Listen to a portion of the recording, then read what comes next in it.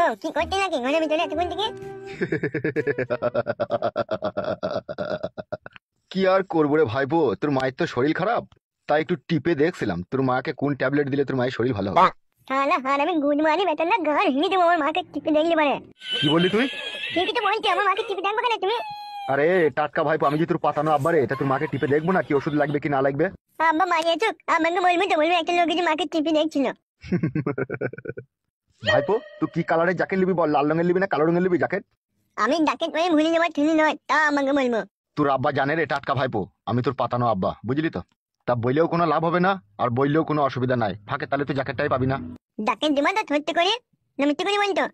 তুই আমার নাই ছাই একটাই ভাইপুরে, তোকে জ্যাকেট দেবো না তুই ভাবলি কি করে? তুই শীতে কাঁপবি আর আমি তোর পাতানো আব্বা হয়ে কি করে সহ্য করবো বলতো বেটা, আমি তোকে জ্যাকেট দেবো রে?